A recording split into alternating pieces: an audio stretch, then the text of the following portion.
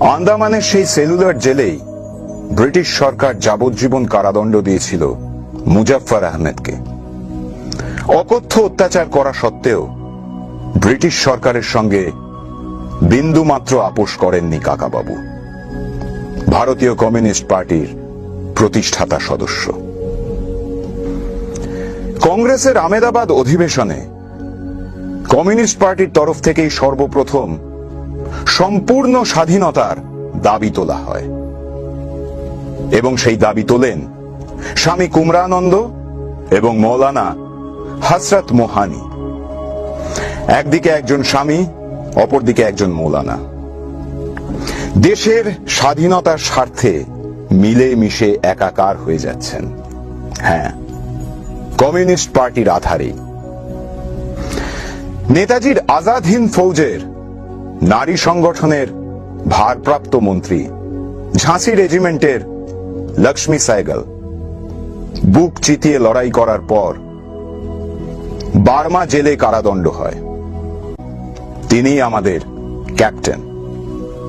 সুদীর্ঘ 17 বছর ব্রিটিশ পুলিশের গ্রেপ্তারি পরোয়ানা মাথায় নিয়েও যে মানুষটা কৃষক শ্রমিকদের একত্র করেছেন, রচনা করেছেন নৌ বিদ্রোহের ব্লুপ্রিন্ট, তিনি আমাদের friend, philosopher and guide B T. Ranadive. 1947 সালের 14ই অগস্ট, মহাকাঙ্ক্ষিত স্বাধীনতার সেই রাত। রক্তে ভেজা নতুন সূর্যোদয়ের প্রহর গুনেছিল গোটা দেশ। ভেলোর জেলে সেই রাতে একাকী ছিলেন আমাদের হেডমাস্টার A.K. গোপালন।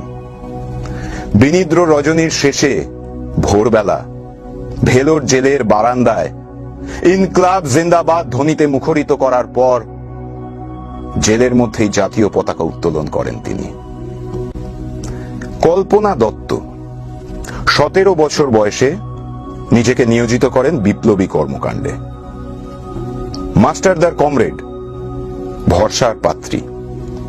1931 সালে জেলখানা উড়িয়ে 32 জন বন্দীকে মুক্ত করা থেকে শুরু করে চট্টগ্রাম অস্ত্রাগার লুণ্ঠন, সবেতেই থেকেছেন অগ্রণী ভূমিকায়। 1933 সালে গ্রেপ্তার হওয়ার পর তার 6 বছরের জেল হয়। জেল থেকে বেরিয়ে 7 দিনের মধ্যে তিনি কমিউনিস্ট পার্টির গণসংগঠনের সঙ্গে যুক্ত হন। আমৃত্যু পার্টির ওপরেই আস্থা রেখেছেন তিনি।